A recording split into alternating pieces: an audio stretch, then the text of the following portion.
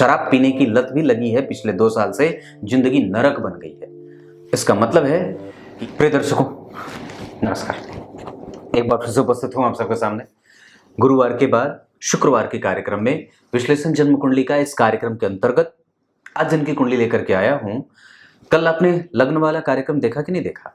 जरूर देख लीजिएगा आप लोग। गुरु बचन नाम है इनका, कैथल हरियाणा से 1985 बहुधान्य संवत्सर में इनका जन्म हुआ है।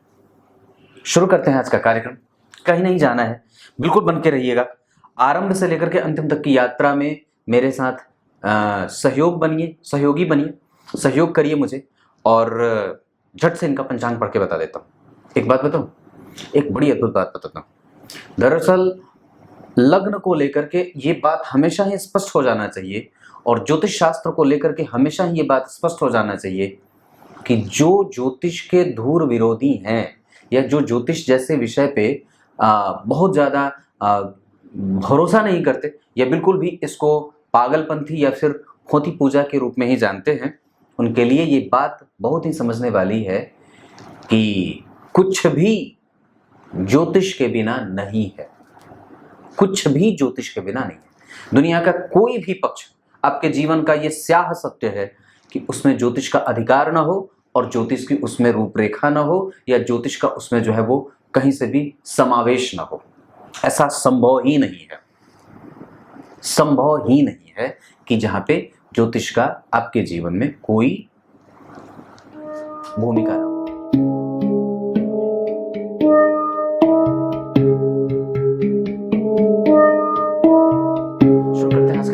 झट से मैं इनका पंचांग पढ़ के बता देता हूँ। ये हैं अधिक माह में जन्मे हैं, श्रावण माह में। कल वाली कुंडली भी अधिक माह की ही थी जहां मैंने बात कही थी। और इनका जो संवत्सर है वो बहुधान्य संवत्सर है, जिसमें व्यक्ति को कई बार आरंभ में तकलीफें मिलती हैं और बाद में वो धन का मालिक बनता है। हाँ, अलग बात है कि उसके पास जो है वो समस्याएं थोड़ी रहती हैं, पर ये सबके जीवन में होता है। अधिक श्रावण माह में जन्मे होने से व्यक्ति जो है वो जीरो से शुरू करता है, सुख और दुख में एक जैसा होता है और परम तेजस्वी होता है। साथ ही साथ ये कई बार गलत लोगों की संगति में पड़ करके अपनी दैनिक दिनचर्या को खराब भी करता है। ये बात भी है। दक्षिणायन में जन्मे होने से व्यक्ति का प्रभाव कमजोर होता है, लतों का जो होता है वो मालिक हो जाता है, मतलब कमजोर लत या गंदी लतों का मालिक होता है। दक्षिणायन में जन्मे होने से सूर्य कमजोर हो जाते हैं, और जब सूर्य कमजोर हो जाते हैं तो कहीं ना कहीं से व्यक्ति की कुंडली में जो आत्मबल होता है वो कमजोर होता है, और निस्संदेह उसके अंदर का नैतिक तत्व जो होता है वो कमजोर हो जाता है। और खास करके यही कारण था, इन्होंने लिखा है, मेरे जन्म के ठीक एक दिन पहले मेरे पिता की मृत्यु हो गई थी। सोच के देखिए, वो माता खुश होंगी पुत्र को प्राप्त करके, या दुखी होंगी पति को खो करके? क्या होगा? वस्तुतः तो ऐसी स्थिति में वो दुखी ही होती है। जहां एक तरफ गोद भर जाता है, वहीं दूसरी तरफ मांग उजड़ जाती है। ये कितनी फिल्मी बात है, और कितनी सोच करके ही जो है वो रोंगटे खड़े हो जाते हैं। अगले ही दिन पुत्र को जन्म दिया और एक दिन पहले ही पति को खोया है। ऐसी स्थितियां। वर्षा ऋतु जातक जो है वो वर्षा ऋतु में जन्मा है, तो दिमाग तो एकदम बेचैन है, परेशान है, और दिमाग में हमेशा ही चीजें चलती रहती हैं, कभी शांत नहीं होता। उत्पादक क्षमता जो ज्यादा हो जाती है। मंगलवार के जन्मे होने से व्यक्ति साहसी है, किसी भी स्थिति को थामने के लिए तैयार है, और किसी भी स्थिति से निपटने के लिए हमेशा ही उसके कमर बंधे होते हैं। इस कुंडली की सबसे अच्छी बात जो है वो मैं जो समझता हूं, वो इनकी कुंडली में शुक्ल पक्ष के चतुर्दशी के चंद्रमा जातक की कुंडली को बहुत ही बेहतर, सरल और सुव्यवस्थित बनाने का प्रयास करेंगे। जहां पे ये चंद्रमा जातक के जीवन में संपूर्ण सुखदायी होंगे, और व्यक्ति के जीवन को सुलभ बनाने के लिए हमेशा ही कारक ग्रह के रूप में उपस्थित होंगे। शुक्ल पक्ष के चतुर्दशी के चंद्रमा पूर्णेंदु बनाने वाले और व्यक्ति को सुलभ बना देने वाले होंगे। जहां व्यक्ति की वाणी, जहां व्यक्ति का स्वभाव, जहां व्यक्ति का प्रभाव, जहां व्यक्ति के धन की स्थिति, जहां व्यक्ति के आय के खर्च करने की स्थिति, ये सारी चीजें वो चंद्रमा अकेले कंट्रोल करने की ताकत में है। एक व्यक्ति के जीवन में अगर चंद्रमा कुंडली में बेहतर और मजबूत देखे जा रहे हों, तो उसके जीवन की आधी से अधिक समस्याएं यूं खत्म हो जाती हैं। अब आपके प्रारब्ध की बात अगर करूंगा, और मैं ये बताऊंगा, जरूर ही आगे बन के रहिएगा, कि कैसे पिता का सुख व्यक्ति से छिन जाता है। ये कुंडली में कैसे वो बात सिद्ध होती है, और कैसे किसी भी जातक को उसके पिता का सुख कमजोर मिलता है। यहाँ पे माता का सुख मिला क्योंकि शुक्ल पक्ष के चतुर्दशी के चंद्रमा थे, इस वजह से जातक के जीवन में माता का आरंभ से ही जो होता है वो शर उसका मातृगोद को प्राप्त कर लेता है। बन के रहिएगा कार्यक्रम के अंतिम हिस्से तक, कहीं नहीं जाना है। पूर्वाषाढ़ा नक्षत्र में इनका जन्म हुआ है। ये जन्म जो है वो पूर्वाषाढ़ा नक्षत्र, विषकुंभ योग, गर्भकरण। अब ये जो चीजें हैं वो व्यक्ति के जीवन में 50% तक साथ में रहने वाली हैं। और नक्षत्र के आधार पर अगर देखता हूं तो क्षत्रिय वर्ण और मनुष्य गण के होने के कारण साथ ही साथ व्यक्ति जो है वो भौतिकवादी है, विलक्षण प्रतिभा का धनी है और अनुभवी है। दूसरी बात पे जहां पे एक चीज की जब नक्षत्र का प्रभाव देख रहे हैं तो ये नक्षत्र जो है वो शुक्र के होने के कारण यहाँ पे व्यक्ति जो है वो धनी और धनिक वर्ग से आता है। समाज में प्रतिष्ठापन्न तो होता है पर कई बार उसके चेहरे को धूल धूसरित सा भी होते देखा जाता है, क्योंकि यहाँ पे व्यक्ति जो होता है वो कई बार किसी गलत लोगों की संगति में जाकर के गलत चीजों का पान करने लगता है, जिसके कारण उसको कई बार कुंठित होना पड़ता है या प्रशंसित होने से च्युत होना पड़ता है। मेरे कहने का सीधा सा मतलब ये होता है यहाँ पे कि व्यक्ति जो है वो सुरा और सुंदरियों का भोगी हो जाता है और कई बार उसके चक्कर में अपना नुकसान कर बैठता है।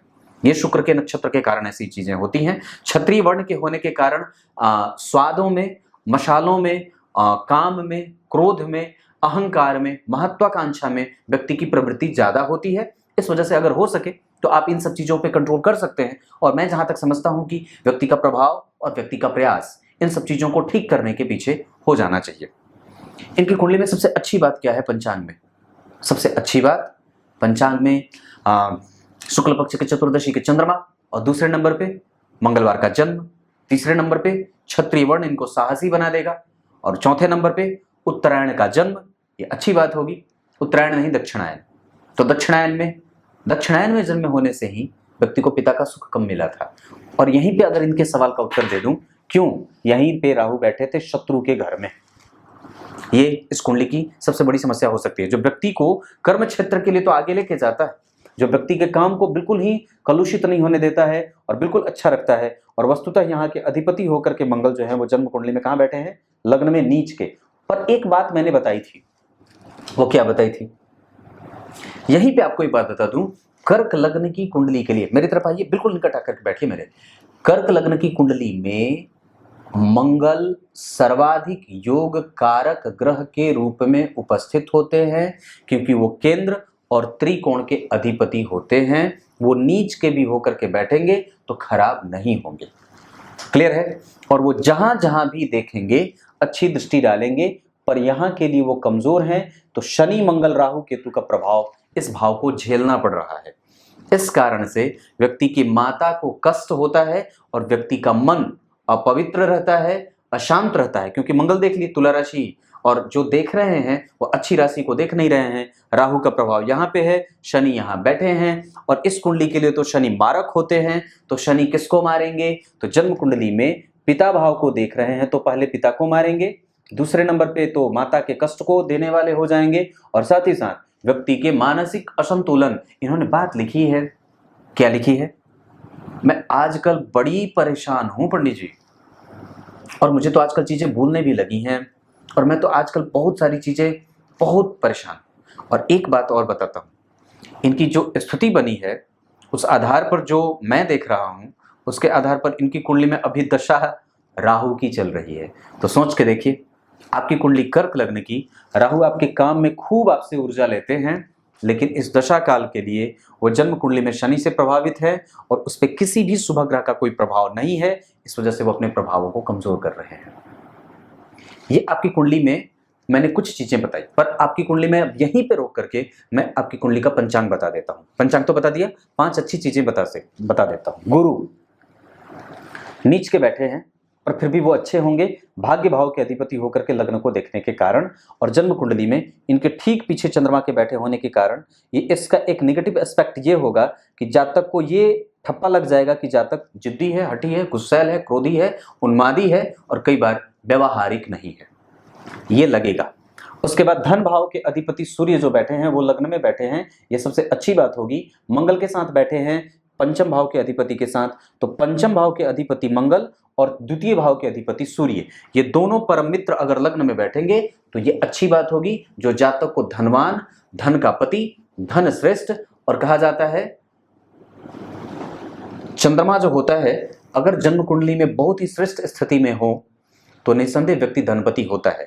लेकिन अगर लग्न बली हो जाए तो ये बात और भी अच्छी बात होगी, क्योंकि ये इनकी कुंडली में लग्न जो है वो चंद्रमा का बना है और वो छठे में बैठे हैं। इस वजह से व्यक्ति ऋण में जाएगा जीवन में, शनि मंगल राहु केतु की दशाओं में, और कई बार चंद्रमा की दशा में भी उसको ऋण लेना पड़ता है। ये बात यहाँ पे दिख रही है, क्योंकि लग्न के अधिपति का ऋण में जाना व्यक्ति को ऋणी बना सकता है, लेकिन व्यक्ति को साहसी जरूर बनाएगा। उसके पास कभी भी ऑप्टिमिस्टिक प्रवृत्ति उसकी कमजोर नहीं होती है और वो हमेशा अपना जो बेल्ट है वो कस करके रखता है, कमर उसकी बंधी रहती है, किसी भी परिस्थिति से निपटने के लिए वो हमेशा और सदैव तैयार रहता है। क्लियर है? ये इतनी सी बात है। सूर्य और मंगल का एक साथ बैठना ये लग्न को बलिष्ठ और मजबूत और हठी, जिद्दी, गुस्सैल, जिद पे रह करके, अपनी शर्तों पे रह करके व्यक्ति को काम करने वाला बना देते हैं। और साथ ही साथ व्यक्ति के जीवन में कई बार मानसिक शांति के कारण मंगल यहाँ पे देखेंगे तो व्यक्ति के जीवन में दाम्पत्य में कई बार कमजोरी भी देते हैं। हालांकि यहाँ पे पत्नी जो है वो ठीक होंगी, क्योंकि गुरु यहाँ बैठे हैं नीच के, तो मंगल की दृष्टि यहाँ के नीच को भंग भी करे और मंगल की 8वीं दृष्टि यहाँ पे, तो व्यक्ति को कई बार जीवन में समस्याएं देती हैं। क्यों? क्योंकि शनि की राशि को देख रहे हैं और शनि जो है वो अष्टम के अधिपति होकर के, मारक होकर के जन्म कुंडली में चतुर्थ स्थान में बैठ करके व्यक्ति के मानसिक असंतुलन का कारण बन रहे हैं। और कई बार व्यक्ति को अनिद्रा की समस्या, मानसिक इतना ज्यादा मन से परेशान कर देते हैं कि विदीर्ण कर देते हैं। ये बात यहीं तक खत्म। ये इतनी बात यहां तक रही। अब मैं आपको इनकी कुंडली में सबसे पहले ये तो 2 बातें थी जो मैंने बताई। तीसरी बात जो अच्छी है इनकी कुंडली में वो ये है कि पंचम भाव के अधिपति लग्न में बैठे हैं, और सबसे अच्छी बात है कि वो 2 सर्वाधिक योग कारक ग्रह होते हैं। इस कुंडली में अगर ग्रह स्थिति पे चर्चा करेंगे तो लग्न के ठीक पीछे शुक्र और ठीक आगे बुध जैसे ग्रह, तो लग्न को शुभ कर्तरी मिला। इस वजह से जातक को तत्काल ही पिता मिल जाते हैं। तो इन्होंने ये बात लिखी है कि मेरे जन्म से 1 दिन पहले जो है वो पिता की मृत्यु होती है और उसके बाद मेरा जो भरण पोषण है वो मेरे दूसरे पिता करते हैं। तो ये कहीं ना कहीं उसका एक प्रभाव रहा होगा। और दूसरी बात है कि लग्न में ही दशम भाव के अधिपति बैठे थे। मैंने क्या बात कही? कर्क लग्न की कुंडली के लिए व्यक्ति कभी भी मंगल की कुंडली, इस मंगल का जो क्षेत्र होता है इस कुंडली के लिए खराब नहीं होता है। चूंकि दशम स्थान के अधिपति लग्न में बैठे थे, अगर वो इधर उधर कहीं बैठे होते, अष्टम, छठवें, 12वें तो या तीसरे में, तो हो सकता है कि व्यक्ति पिता से हीन होता या पिता का सुख बिल्कुल ही ना मिलता। तो इस कारण से, क्योंकि जन्म कुंडली में अगर लग्न में मंगल बैठे थे और सूर्य के साथ, तो सूर्य भी लग्न में बैठे थे, इस कारण से ये बात सिद्ध होती है कि कहीं ना कहीं जातक के जीवन में जो है वो पिता का प्रभाव दिखना था और व्यक्ति को पिता का सुख मिलना था। इस कारण से ही उनको तत्काल ही पिता मिल जाते हैं, थोड़े वर्षों के बाद ही सही, पर यह बात बन जाती है। क्योंकि सूर्य पिता का कारक और मंगल पिता के अधिपति, और उस पे गुरु का प्रभाव, तो व्यक्ति के जीवन में शुभता और शुभ लक्षणों का प्रभाव। क्योंकि वस्तुतः आपकी कुंडली में लग्न को भाग्य भाव के अधिपति देख रहे थे।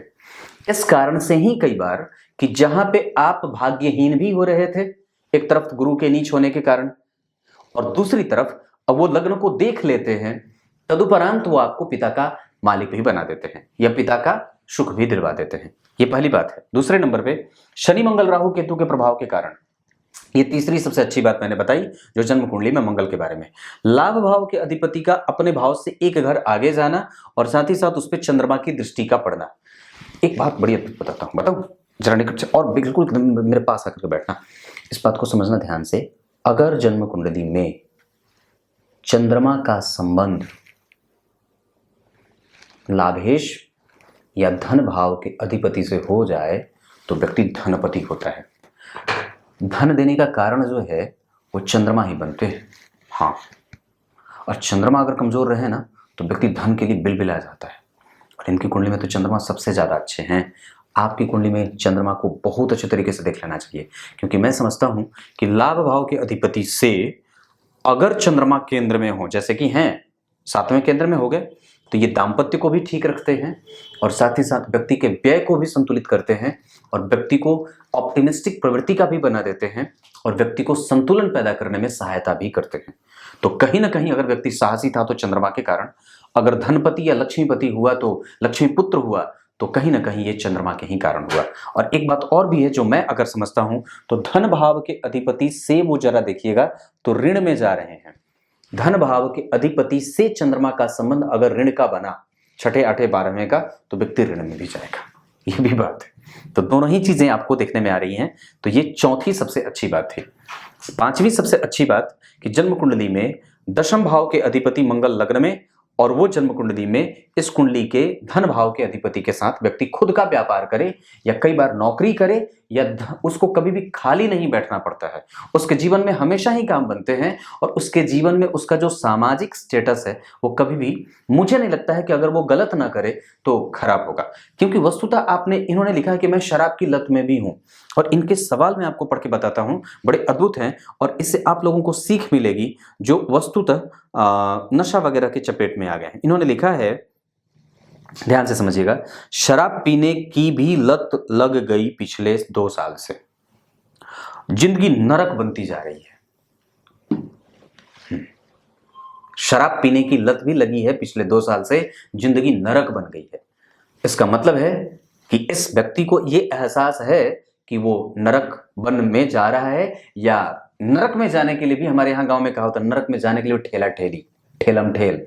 मतलब ये जो गुरु हैं ये अगर नीच के होंगे, और शनि अगर जन्म कुंडली में मंगल को देखेंगे और मंगल शनि को देखेंगे, तो सोच के देखिए कि मैंने जो बात कही थी कि अगर किसी भी व्यक्ति की कुंडली में, एक सूत्र है जो बता देता हूं, हमेशा याद रखिएगा, अगर जीवन में दुख दिखे, अगर जीवन में समस्या दिखे, अगर जीवन में अंत दिखने लगे, अगर जीवन में परेशानी खत्म होने का नाम न ले, तो अपनी कुंडली में शनि और मंगल को जरूर ढूंढ लेना चाहिए कि क्या वो दोनों कहीं से संबंध बना रहे हैं क्या। शनि की 10वीं दृष्टि लग्न पे और मंगल की 4थी दृष्टि शनि पे, और गुरु हो गए नीच के, लग्नेश चले गए छठे में, तो ये व्यक्ति के प्रवृत्ति को कमजोर करेंगे। और सबसे जो खराब बात है कि लग्न में ही सूर्य मंगल व्यक्ति को जिद्दी बना देंगे। अलग बात है कि वो अच्छे भी बनाते हैं, पर यहां पे ये समस्या इस वजह से भी हो रही है क्योंकि व्यक्ति किसी की सुनेगा नहीं, और उसको लगेगा कि मैं जो कर रहा हूं वो सबसे ज्यादा है। वो कॉलर खोल के एक बड़ी अद्भुत बात है, मेरे एक मित्र हैं, वो इसरो में काम करते हैं। तो जब बचपन के मित्र थे, तो वो एक बात कहते थे कि जब मैं इंजीनियरिंग में था, तो जिस कॉलेज में मैं पढ़ता था वहाँ पे एक शिक्षक थे जिनकी छाती इतनी चौड़ी थी, मतलब इतनी चौड़ी, 75 इंच का, 70 इंच का सीना तो हमारे प्रधानमंत्री जी का है, उनसे मतलब उनके ही करीब, उससे भी ज्यादा। 75 है ना कि 56 है, कितना है पता नहीं, मुझे नहीं पता, आप लोग देख लेना कितना है और बताएं, पता नहीं, मुझे नहीं पता, उसको हटा देते हैं। तो इतनी चौड़ी छाती थी। अगर वर्ग में, अगर कक्षा में अगर कोई बच्चा जो अगर बटन खोल करके बैठा होता था, तो वो शिक्षक आते थे और पूछ देते थे कितना है, तो सकपक हो जाता था सामने वाला लड़का कि ये क्या पूछ रहे हैं, तो बोले कि कितना है जो कॉलर खोल के बैठे हो, बटन खोल के बैठे हो, जब मुझसे ज्यादा हो जाए तो मुझे अपनी जो है वो हृदय, वो जो होता है ना, वक्षस्थल दिखाना। मतलब उन्होंने अपनी पहले से ही इतनी बना रखी थी कि दूसरे किसी की हिम्मत ही नहीं थी कि उनके सामने जो है वो छाती और सीना चौड़ा करके दिखाए, क्योंकि वो स्वयं गुरु थे।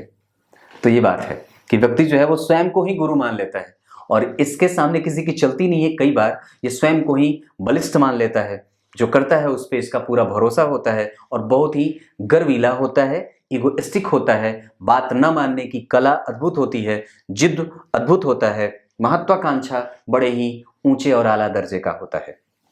क्लियर है? अब सूर्य की बात करता हूं। सबसे पहले सूर्य आपकी कुंडली के लिए धन भाव के अधिपति, मारक नहीं होंगे क्योंकि जन्म कुंडली में वो द्वितीय भाव के अधिपति होकर के मारक हो जाते हैं कई बार, लेकिन चूंकि वो लग्न में बैठे हैं और उस पे गुरु की दृष्टि है जो कि छठे भाव के अधिपति हैं, वो व्यक्ति के नैतिक तत्वों से और नैतिक पतन के कारण जरूर बनेंगे।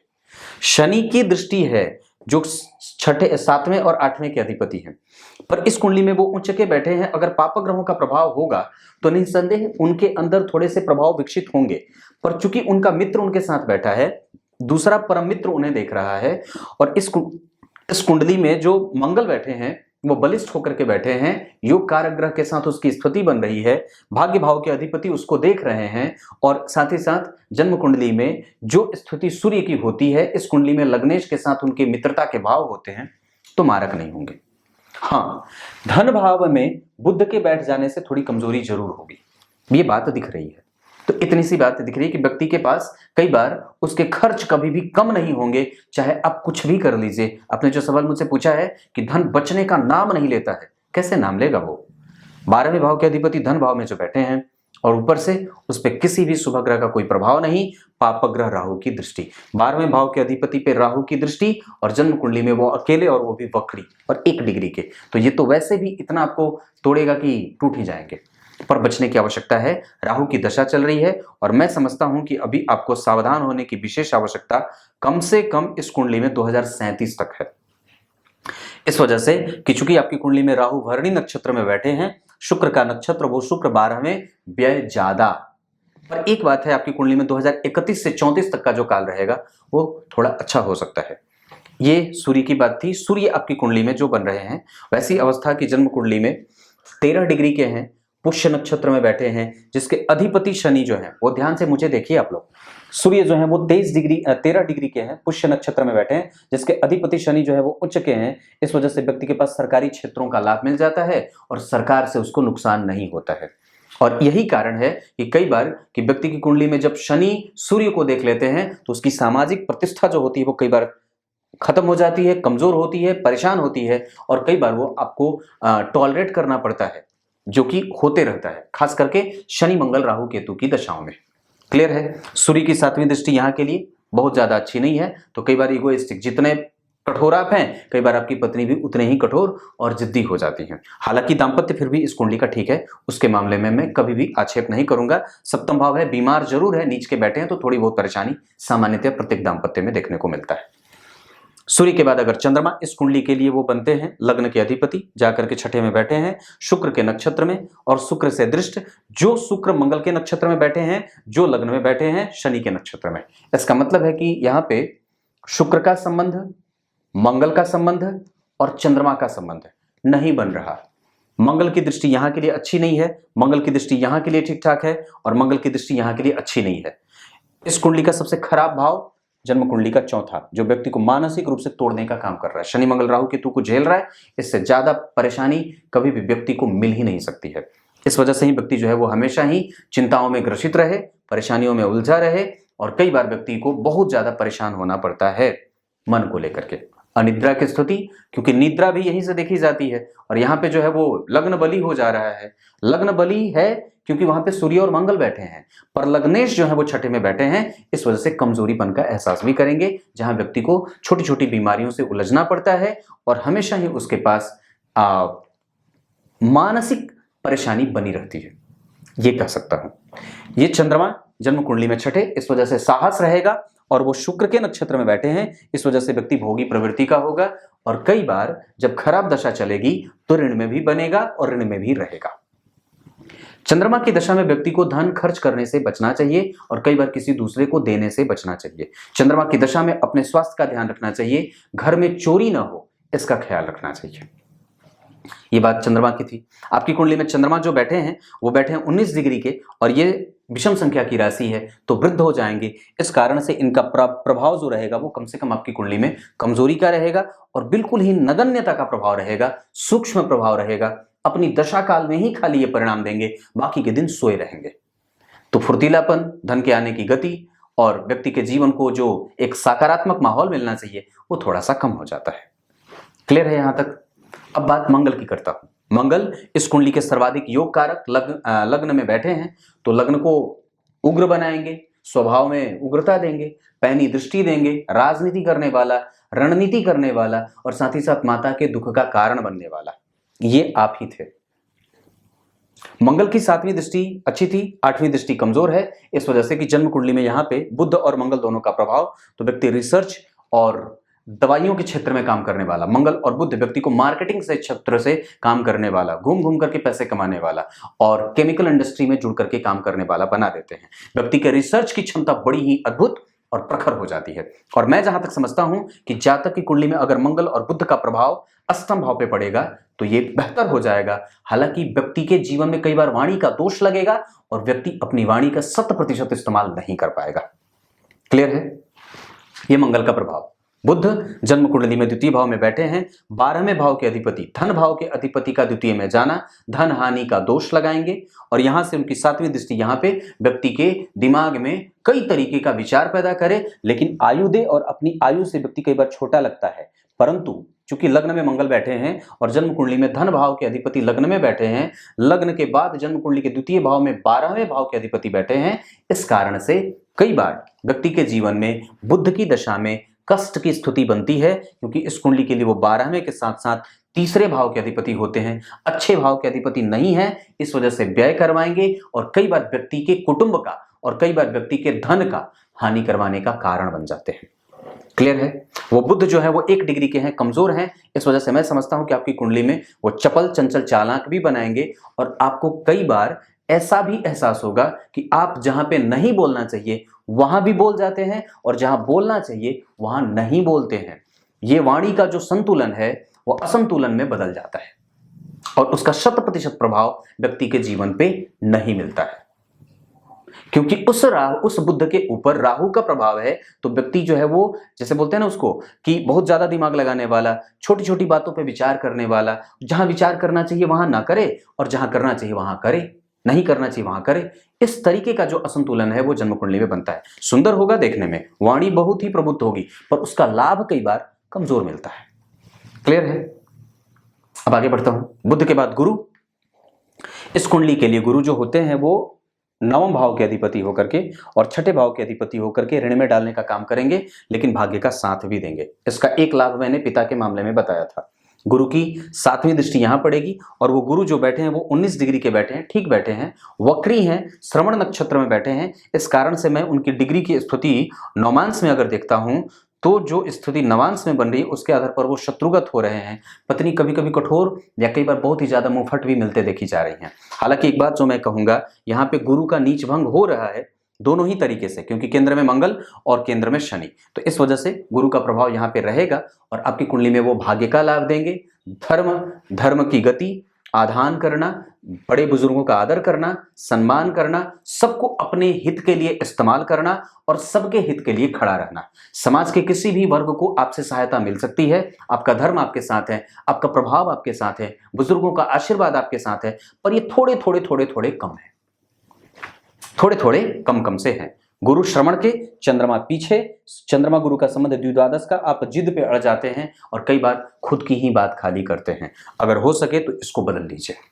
गुरु की 7वीं दृष्टि यहां अच्छी होगी, गुरु की 9वीं दृष्टि यहां सामान्य होगी। मतलब यहां पे व्यक्तित्व में जहां लाभ देंगे, गंभीरता देंगे और व्यक्ति के जीवन में धन के लिए कभी किसी के सामने जाना तो नहीं पड़ता है, पर अगर ये गुरु उच्च के होते तब ये बात होती, पर ये नीच के हैं, इस वजह से द्वितीय बार, अब तो बाद में देख रहे हैं ना जी कि ग्रह का नीच भंग हुआ है, पर वस्तुतः तो पहली बार में वो गुरु नीच के ही हैं और भाग्य के अधिपति होकर के नीच के हुए हैं। तो पत्नी के साथ संबंधों में कई बार कमजोरी और व्यक्ति कई बार अकेले रहना चाहता है, जिम्मेदारी नहीं लेना चाहता है, आलसी होता है, वो जो एक नैतिक तत्वों का जो मोरल वैल्यू है वो व्यक्ति का थोड़ा सा कमजोर होता है, व्यक्ति के जीवन में पॉजिटिविटी कमजोर होती है, या व्यक्ति के जीवन का सर्वस्व सुख जो है वो थोड़ा सा प्रभावित होते देख रहा हूं। एकदम बिल्कुल क्लियर बोल रहा हूँ, ऐसा ही होता होगा। क्लियर है? शुक्र जन्म कुंडली में अच्छे नहीं होते, क्योंकि पापी भाव और चतुर्थ भाव के अधिपति होते हैं। यहाँ पे वो जाकर के 12वें भाव में बैठेंगे तो माता का सुख कमजोर करेंगे, माता का स्वास्थ्य कमजोर करेंगे, मानसिक स्थिति को कमजोर करेंगे। और साथ ही साथ ये चंद्रमा और बुध अगर एक साथ, अगर द्वितीय पंचम 9 में नहीं होते तो आपकी मति बुद्धि और भी ज्यादा भ्रमित हो जाती। ये चंद्रमा 6ठे के बैठे हैं, 12वें भाव के बैठे शुक्र से देखे जा रहे हैं, पापी भाव के अधिपति शुक्र से देखे जा रहे हैं, इस वजह से मन को पापी बनाते हैं। मन को अनकंट्रोल करने का काम यहाँ पे शुक्र के कारण भी होते देखा जा रहा है, क्योंकि 12वें भाव में बैठे ग्रह, ये सूत्र है याद रखिएगा, 12वें भाव में बैठे ग्रह और 12वें भाव के अधिपति जहां बैठे होते हैं उसको परेशान करते हैं, जहां देखते हैं उसको परेशान करते हैं। क्लियर है? तो ये 12वें भाव में बैठे हैं और जन्म कुंडली में चंद्रमा को देख रहे हैं और उस चंद्रमा के ऊपर किसी शुभ ग्रह का कोई प्रभाव नहीं है, ऊपर से वो चंद्रमा सूर्य से 6ठे में है, ऊपर से वो चंद्रमा गुरु से द्विद्वादश में है, ऊपर से वो चंद्रमा किसी भी प्रकार से राहु से दृष्ट हो जा रहे हैं। तो ये कारण जो है वो व्यक्ति के जीवन को, लग्नेश के ऊपर राहु का प्रभाव, लग्न के ऊपर सूर्य और मंगल जैसे 2 क्रूर और पापक ग्रहों का प्रभाव, लेकिन शुभता है क्योंकि सूर्य और मंगल उसको खराब नहीं करेंगे। इस वजह से व्यक्ति घूम फिर करके सत्य और शुद्ध की तरफ, शुद्धता की तरफ ही बढ़ने का काम करता है। क्लियर है? शुक्र के बाद अगर शुक्र की बात करते हैं तो 2 डिग्री के हैं, कमजोर हैं, इस वजह से अपनी दशाओं में वो कमजोर परिणाम करेंगे और इस कारण से कई बार व्यक्ति अपनी पत्नी को प्रेम तो करता है पर बोल नहीं पाता, उसकी पसंद कई बार नापसंद में बदल जाती है। पहले किसी चीज को ले हाथ में तो बहुत खुश रहे, खिलखिलाए, और थोड़े दिनों के बाद उससे उसका मोह भंग हो जाता है। पहले जो है वो दाम्पत्य में बहुत प्रेम होता है, या पहले कई बार आरंभ में दिक्कत होती है, ये दोनों ही चीजें एक साथ घटित होती हैं। क्योंकि शुक्र जो है वो 12वें में बैठेंगे तो संतुष्ट होंगे, खुश होंगे, लग्न को बली बनाएंगे और बेहतर बनाने का प्रयास करेंगे, आपके जीवन में शुभता लाने का प्रयास करेंगे, क्योंकि वो 12वें भाव में संतुष्ट होते हैं और व्यक्ति के व्यापारिक दृष्टिकोण में अनुभव को शामिल करने वाले बन जाते हैं। इस कुंडली में शुक्र की दशा में विभिन्न प्रकार के भौतिकीय सुखों का जो है वो लाभ मिलेगा।